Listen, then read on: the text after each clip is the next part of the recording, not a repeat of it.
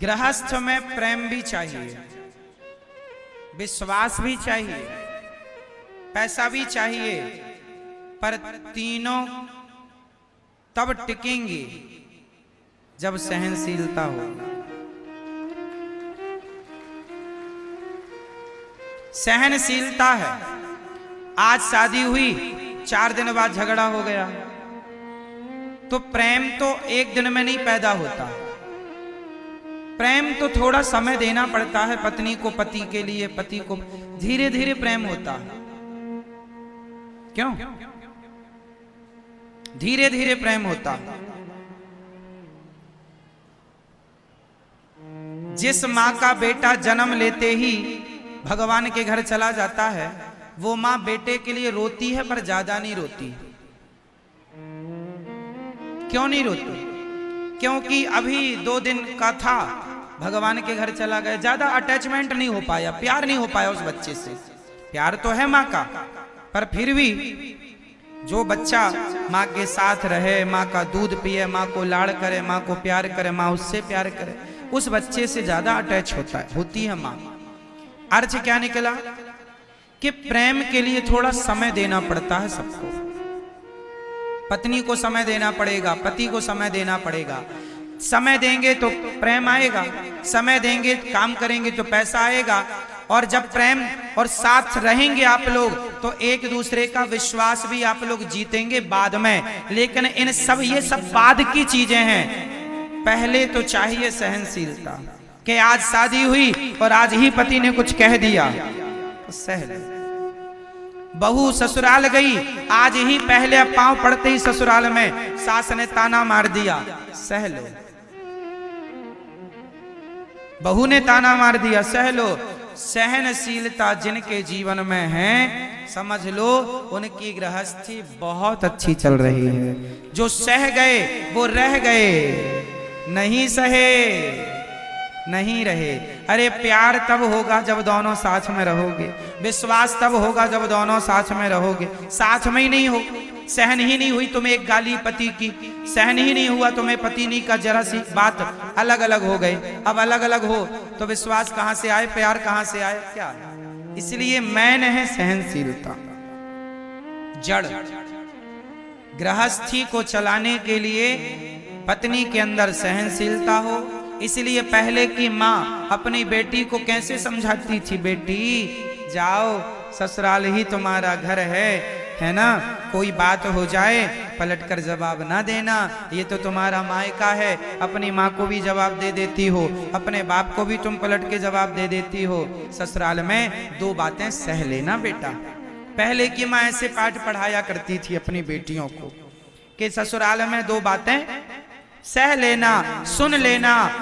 पर आजकल की एडवांस मम्मियां ये सिखाती हैं, कोई बात हो तो बताना, हम गुंडे भिजवा देंगे। बता देना, हम एक फोन लगा देना, गुंडे भिजवा देंगे। अब बताओ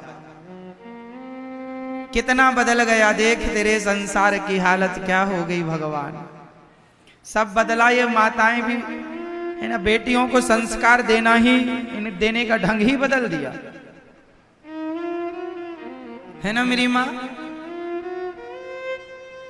हमारे देश में कितनी माँ ऐसी हैं जो शादी के बाद भी अपनी बेटियों को अपने पास रखती हैं, ससुराल नहीं जाने देती, वहां ना जाओ यहीं रहो, है ना।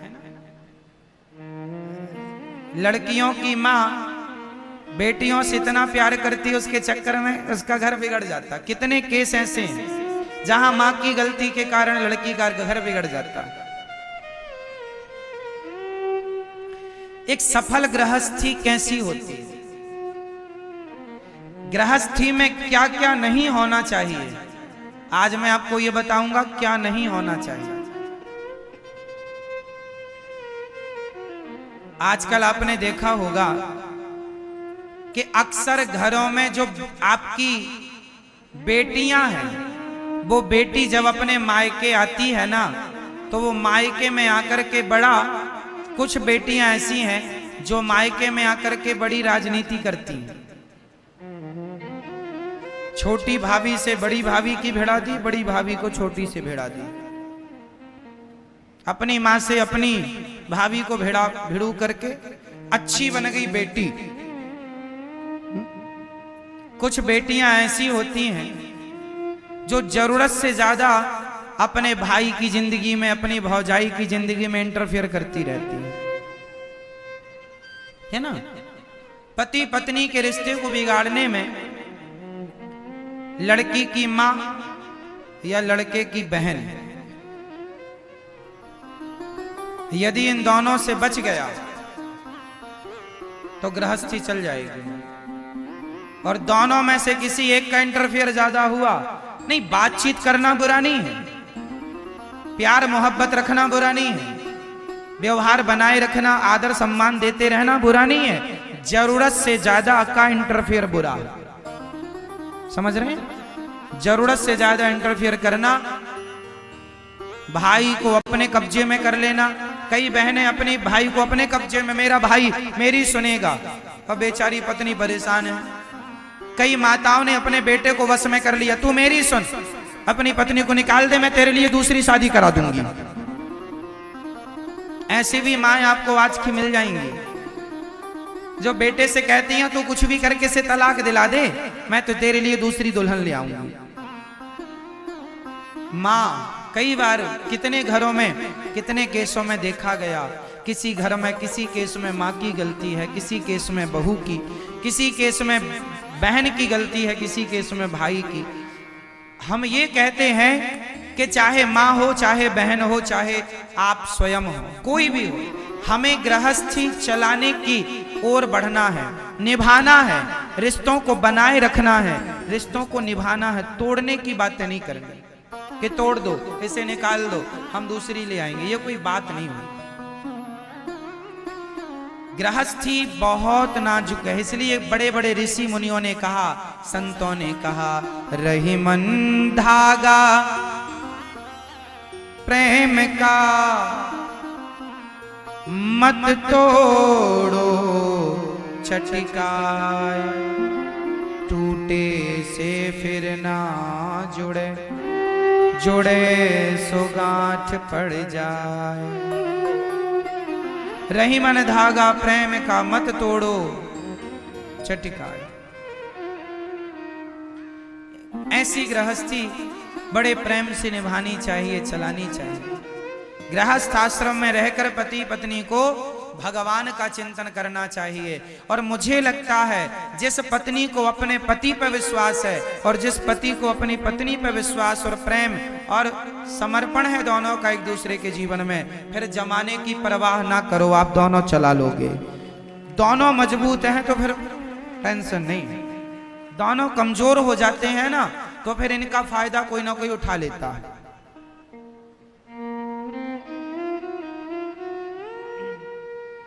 हमारे सनातन धर्म में नारी के लिए कहा गया है कि आप पत्नी हैं तो पति का सम्मान कीजिए। कितना सम्मान भगवान की तरह, और पति है तो नारी का इतना सम्मान कीजिए जितना सम्मान भगवान श्री राम माता सीता का करते थे।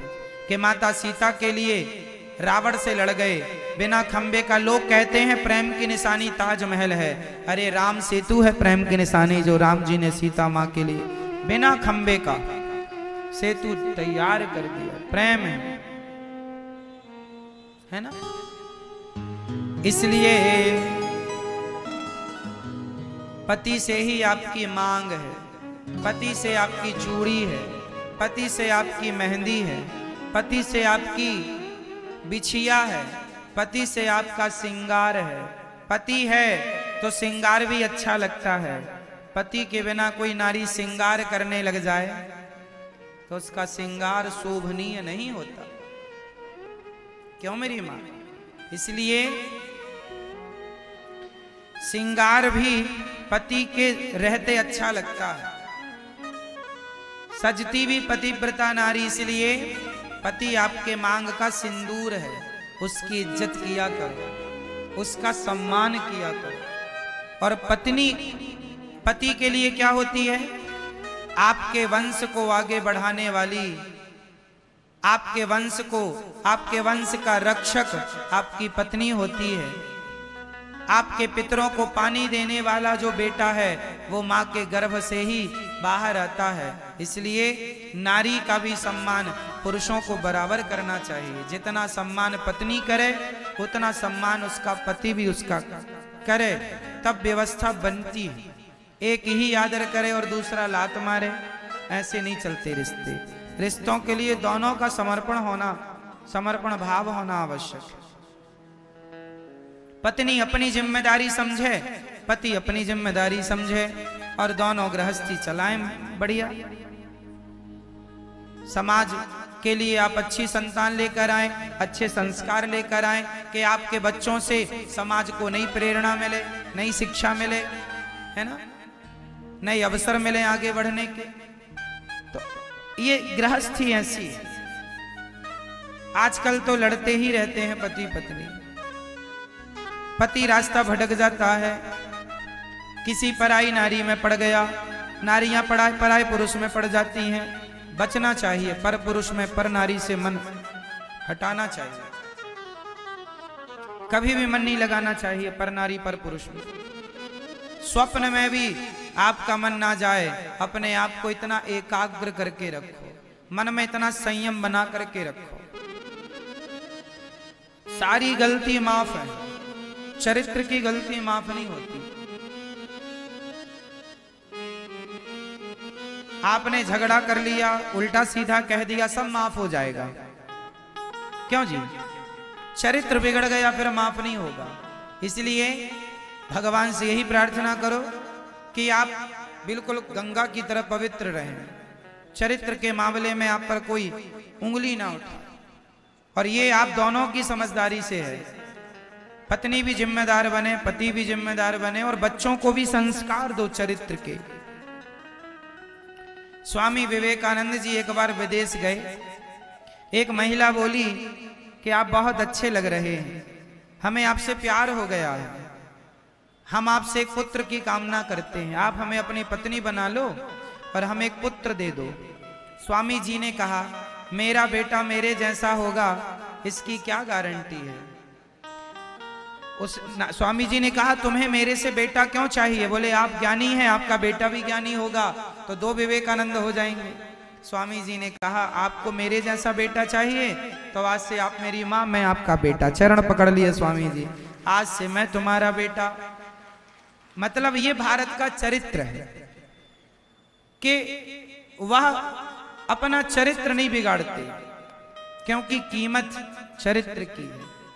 ये शरीर तो जल जाएगा, सब चला जाएगा, पर आपका चरित्र लोग याद करते हैं कि उनका चरित्र, उनका व्यवहार कैसा था, अच्छे थे या बुरे थे। हम और आप एक दिन चले जाएंगे, हमारा और आपका नाम इतिहास के पन्नों में लिखा जाएगा। अर्जुन भी चले गए, दुर्योधन भी चला गया, लेकिन अर्जुन का नाम भक्तों में गिना जाता है और दुर्योधन का नाम दुष्टों में गिना जाता है। जाना तो आपको भी पड़ेगा, अच्छे लोग भी मरेंगे, बुरे लोग भी मरेंगे, लेकिन लोगों की अच्छाई और बुराई अमर हो जाती है। लोग याद करते हैं आने वाली पीढ़ी के फलाने ने ये काम किया था अच्छा या ये काम किया था बुरा। तो समाज, आने वाली पीढ़ी, आपका आने वाला वंश आपको गलत ना ठहराए कभी, इसकी पूरी जिम्मेदारी आपकी। आपका बेटा आपको गलत ना कहे। आपका बेटा जब उससे पूछा जाए, बेटा तुम किसके जैसा बनना चाहोगे बड़े होकर, तो आप ही अपने बच्चे के लिए आदर्श पिता बनो, इतने सफल पिता बनो कि आपका बेटा ये कहे कि अपने पापा के पिता के जैसा मुझे बनना है, उनके जैसा सहनशील, उनके जैसा नम्र, उनके जैसा दृढ़ संकल्पी, उनके जैसा योग्य। उसे किसी और का नाम ना लेना पड़े कि उसके जैसा बनना। हर पिता को अपने बेटे के लिए सफल होना चाहिए, ताकि आपका बेटा आपकी तरह बनना चाहे। और आप गलत रास्ते पर चले गए तो आप खुद नहीं चाहेंगे कि आपका बेटा आपके जैसा बने। सोचो कि जो बाप अपने बेटे से कहे कि मेरे जैसा मत बनना, अब शराब पीने वाला बाप क्या बच्चे का मार्गदर्शन करेगा? क्या सीखेगा उसका बेटा उस बाप से? क्या प्रेरणा लेगा? क्या दिया तुमने अपने बच्चों को? शराब पी करके खड़े हो, बच्चों के सामने तुम पति पत्नी लड़ रहे हो, क्या प्रभाव पड़ेगा बच्चों पर? क्या यही एक आदर्श पिता होता है? एक आदर्श पिता बनो, सही है ना? एक आदर्श पिता कैसा? मेरे राम जैसा, दशरथ जी जैसा, है ना? ये आदर्श पिता। बहुत सारे पिता मिल जाएंगे जो बच्चों को बहुत अच्छी शिक्षा, बहुत अच्छा ज्ञान, बहुत अच्छा रास्ता बता कर जाते हैं। और कुछ बच्चे, कुछ माँ बाप ऐसे हैं गलत रास्ते पर चला देते हैं बच्चों को। शराब खुद पिएंगे, बीड़ी खुद पिएंगे, झूठ खुद बोलेंगे, गलत खुद करेंगे बच्चे भी। आदर्श पिता बनो, आदर्श मां बनो। माता मदाल शाह, आदर्श मां, आदर्श पिता।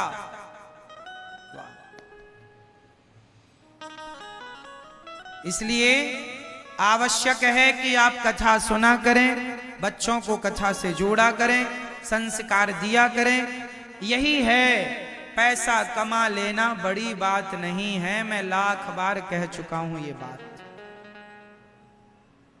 पैसा कमाना बड़ी बात नहीं, चरित्रवान होकर जीना और चरित्रवान होकर ही मरना बड़ी बात है।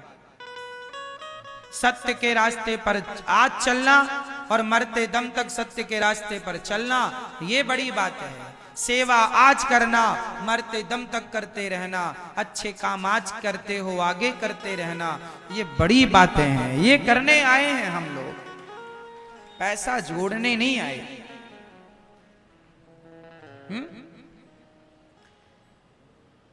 आप अपने आप से ये सवाल करना कि आपका ये जन्म क्यों हुआ है, क्या उद्देश्य है आपका, लक्ष्य क्या है आपका, आपको कहां जाकर शांति मिलेगी। कितना भटक रहे हो, दर दर की ठोकर खा रहे हो। शांति पाने के चक्कर, शांति के लिए बड़ा घर बनाया, इस बड़े घर में शांति मिलेगी, क्या मिली? बड़े जंगल गए, बड़े पार्क गए, यहां शांति मिलेगी, कहां मिली? शांति बाहर नहीं है साहब, शांति अंदर है। यदि यहां अंदर इच्छाएं खत्म हो गई हैं, अंदर चित्त शांत है, तो आप शोरगुल बाजार में भी चले जाइए तो आपको शांति मिलेगी, क्योंकि भीतर शांति है। अंदर शांति नहीं है तो चले जाइए जंगल में, वहां भी शांति नहीं मिलेगी। शांति बाहर का विषय ही नहीं है।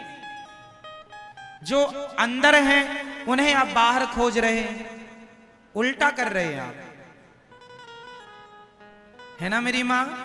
शांति पाना चाहते हो तो जीवन में संतोषी बनना सीखो। जितना विधाता ने दिया है बहुत संतोष, काम करो, मन लगाकर मेहनत करो, पैसा कमाओ, पर जितना मिल रहा है मेहनत से उसमें संतोष। ये नहीं उनके पास ज्यादा है, उनके पास ज्यादा उनके पास है, तुम्हारे पास कितना है? जितना है तुम संतोष रखो। ऐसे देखोगे तो मन अशांत होगा। अरे उनके पास ज्यादा है, अशांत होगा। अशांति, सब कुछ होकर भी लोग अशांत क्यों हैं? क्योंकि अपने को ना देखकर औरों को देख रहे हैं। इसलिए